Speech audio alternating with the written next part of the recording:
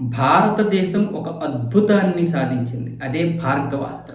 ఈ Bhargavastra missile launcher నుంచి 64 మిసైల్‌ని ఒకేసారి విడుదల చేసే విధంగా తయారైంది. మొన్న ఒడిస్సాలో చేసినటువంటి పరీక్షలు విజయవంతమయ్యాయి. ఇప్పుడేమొచ్చేసి దీని గురించి మొన్న జనవరి 19వ తారీఖున కూడా మళ్ళీ మరొకసారి పరీక్షించారు. అది సక్సెస్ అయింది.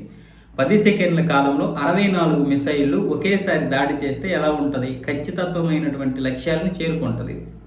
అంటే రేపు పొద్దున్న చైనా నుంచి కానీ, పాకిస్తాన్ నుంచి కానీ ఈ డ్రోన్ దండు వచ్చినప్పుడు దీన్ని 2 సార్లు ప్రయోగిస్తే మొత్తం ఖతమైపోతాయి.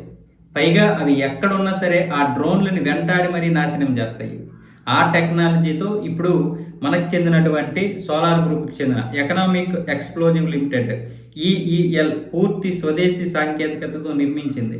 మే 2025లో ఒడిశాలో గోపాల్పూర్లో దీనిని విజయవంతంగా పరీక్షించారు. అలాగే ఈ వ్యవస్థ కేవలం 10 సెకండ్ల వ్యవధిలో 64 మైక్రో మిసైల్ రాకెట్లను ప్రయోగించగలదు. ప్రపంచంలోని ఇతర ఆధునిక వ్యవస్థలు ఒకసారికి గరిష్టంగా 4 మిసైళ్లను మాత్రమే ప్రయోగించగలవు.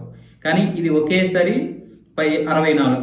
ఇది 2 దశల్లో పనిచేస్తుంది. మొదటిది అన్గైడెడ్ రాకెట్ల ద్వారా 20 మీటర్ల పరిధిలోని డ్రోన్లను నాశనం చేస్తుంది. రెండోది ఖచ్చితమైన గైడెడ్ మైక్రో మిసైళ్ల ద్వారా లక్ష్యాలను ఛేదిస్తుంది. ఇది 6 నుంచి 10 కిలోమీటర్ల దూరం నుంచే శత్రు డ్రోన్లను గుర్తించి 2.5 కిలోమీటర్ల దూరం వచ్చేసరికి వాటిని పూర్తిగా తుడిచిపెట్టేస్తుంది.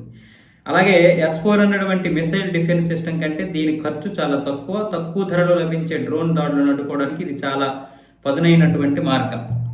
అయితే ఇదేంటి S-400 అనేది దీంతో పోల్చకూడదు.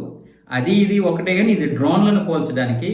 అది ఎలాంటి మిసైల్ మన మీద దాడి చేయడానికి వచ్చినా, లేదా అవతల మనం ఏదైనా ఒక దాడి చేయాలనుకున్నప్పుడు దీని నుంచి ఉపయోగించవచ్చు S-400 అనేది. అయితే ఇదేంటంటే డ్రోన్లను మాత్రమే. కానీ ఇది చాలా చిన్నదే, కానీ డ్రోన్లు లాంటి వాటిని ఎదుర్కోవడానికి చాలా మంచి వ్యవస్థ. ప్రపంచంలోనే భారతదేశంలోని మాత్రమే ఈ టెక్నాలజీ ప్రస్తుతానికైతే ఉంది. ఇలాంటి టెక్నాలజీ ఇంకా ఇంతవరకు ప్రపంచంలో లేదు. బహుశా ఇది చిన్న దేశాలకి మనం అమ్మి లాభాలు కూడా గడించవచ్చు. సో ఇదే టెక్నాలజీ రేపు చైనా లాంటి దేశాలు అన్నీ కూడా ఇచ్చేయచ్చు, లేదా ఇంతకంటే పెద్ద టెక్నాలజీ ఉండొచ్చు అన్ని దేశాల దగ్గర. కానీ ఇలాంటి టెక్నాలజీ లేదన్నందుకు మనం గర్వపడాలి. ఈరోజు మనం ఆత్మనిర్భర్ భారత్ లేదా మేక్ ఇన్ ఇండియాలో భాగంగా ఈరోజు ఇవన్నీ మనం సాధించగలుగుతున్నాం. వాటి పేర్లు కూడా మీరు గమనించాలి, ఎలాంటి పేర్లు పెట్టారు.